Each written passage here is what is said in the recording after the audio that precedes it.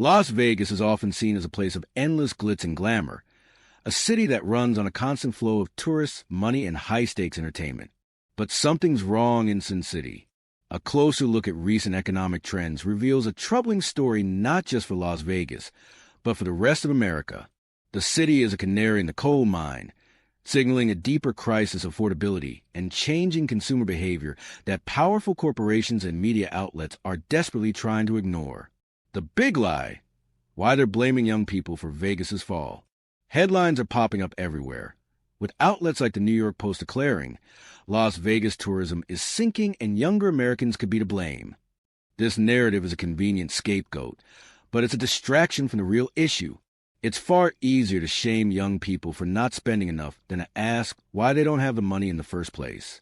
This blame the consumer mentality is a recurring theme in corporate media, seen when the Los Angeles Times blamed a decline in Vegas tourism on Californians visiting less. But what truly matters is the why behind the shift in behavior. This isn't about any one video. It's a pattern. The multi-billion-dollar corporations that own the Vegas Strip, which saw record revenues in recent years, are not the ones being blamed. The fact that young Americans are struggling with overwhelming student debt, astronomical housing costs, and stagnant wages is completely ignored. Instead, the focus is on the supposed lack of interest in living it up. The house of cards, Vegas's economic engine, is failing. To understand the severity of the situation, you have to look at the numbers. In 2024 alone, visitors to Las Vegas spent over $55 billion. When you factor in the ripple effects, such as the money spent by businesses serving these tourists and the wages paid to hospitality workers, the total economic impact balloons to nearly $88 billion. This is an immense sum, and when it starts to shrink, the entire local economy feels the pain. In June 2025, Las Vegas saw just 3.1 million visitors, a sharp drop of 11.3% compared to the previous year. Through the first half of the year, total visitors fell by 7.3% to 19.5 million, down from around 21 million in the first half of 2024. Every single month of 2025 has shown a year-over-year decrease in overall visitation. As a direct result of fewer tourists, hotel occupancy rates have also plummeted. In June, occupancy was at roughly 78%, down over 6% from the prior year, and average room rates have dropped by 6.6%. The Vegas Strip, in particular, has seen a decline in occupancy every month of 2025, with the exception of January. The great paradox: how revenue is up while traffic is down. Here's the part that will really surprise you. Even as visitor numbers fall, Las Vegas is still making money. In June of this year, Clark County, where Vegas is located, collected $1.16 billion in gambling revenue, an increase of 3.5% from the previous year. The state of Nevada as a whole took in over $1.3 billion in gross gaming revenue, also up 3.5%. So, how is it possible that revenue is up while traffic is down? There are two primary reasons. First, the major casino operators are simply charging more per customer. They are squeezing more money out of fewer people. Second, and perhaps more significantly, people are beginning to shift away from the expensive Vegas Strip properties and are opting for surrounding, cheaper casinos. This trend is starkly illustrated in the financial reports of competing casino companies. For example, the Red Rock Casino's earnings call highlighted over $500 million in net revenue, boasting a nearly 10% growth compared to the previous year. Meanwhile, the earnings call for Caesars, a major strip operator, showed a 3.7% decline in year-over-year revenue for its Las Vegas properties. The looming threat: international visitors are vanishing.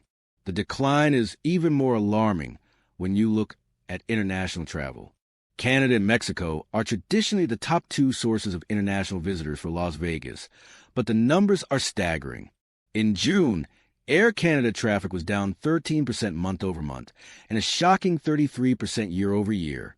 Aeromexico traffic was down a massive 22% year-over-year. While affordability plays a role, these kinds of drops are also likely tied to the broader geopolitical climate. The way the U.S. is handling relationships with its closest allies and its approach to immigration is a significant deterrent for many international travelers. This is part of a larger national trend. Tourism to the U.S. as a whole has been declining, a fact many are only now starting to notice. The U.S. is projected to lose $12.5 billion due to this decline, with traveler spending already down 22.5% since last year. The nickel and dime trap, a city built on fees. The poll from News 3 Las Vegas that showed 94% of viewers believe Vegas is too expensive to visit is not an exaggeration. The costs are everywhere. It's not just the high prices of hotels and shows. It's the hidden, insidious fees that drain every dollar. From airport-level food and beverage prices to hefty parking fees, resort fees, ATM fees, and fees on top of fees, a trip to Vegas is a complete money suck. This is all before people even get to the slot machines and card tables. The illusion Las Vegas has sold for decades, that you can escape your reality and live large, is no longer affordable for most. The cost of that fantasy has exceeded what the city truly offers. And when that happens, the first instinct is to blame the consumer. People aren't spending enough. The narrative goes, young people aren't gambling.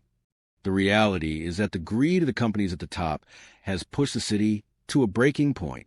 Over the last decade, these companies have optimized everything, not for the joy or experience of the customer, but for maximum profit. They have raised prices, gutted perks, and cut labor wherever they could. They have turned what was once a destination into a machine designed to extract as much money as possible from every person who enters the city. It's not that people suddenly hate Las Vegas. It's that the version of Las Vegas they loved and could afford simply doesn't exist anymore. The people responsible for this shift are the executives and shareholders who prioritize quarterly earnings above all else. Las Vegas isn't the cause of America's affordability crisis. It's a glaring symptom. It's a city built on a business model that relies on constant, unrestrained spending, and that model is now collapsing. The Vegas Meltdown. Is America next? The signs are undeniable. A headline from the New York Post recently declared, Las Vegas tourism is sinking and younger Americans could be to blame. While the finger-pointing immediately turns to a demographic, a deeper dive into the numbers reveals a far more complex and concerning narrative. A News 3 Las Vegas poll starkly illustrated the sentiment on the ground, with an overwhelming 94% of viewers stating that Las Vegas is simply too expensive to visit anymore. This isn't just a slight dip. It's a seismic shift in public perception and, more importantly, in actual visitation. Las Vegas is experiencing a precipitous decline in tourism, down more than 11% year over year. Hotel occupancy rates are mirroring this downturn, plummeting significantly. The repercussions are immediate and severe for the local economy, an economy almost entirely dependent on the free-flowing expenditures of its visitors. Hospitality workers, the very backbone of the city, are reporting staggering reductions in their anticipated earnings. Many tip-dependent employees are witnessing their income slashed by as much as half this year alone. Yet, instead of a critical examination of the exorbitant pricing strategies or a recognition of the broader economic struggles facing Americans, the narrative swiftly pivots to blaming younger generations.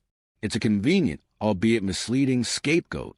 The focus deflects from the multi-billion-dollar corporations that govern the Las Vegas Strip, companies that have enjoyed record revenues in recent years.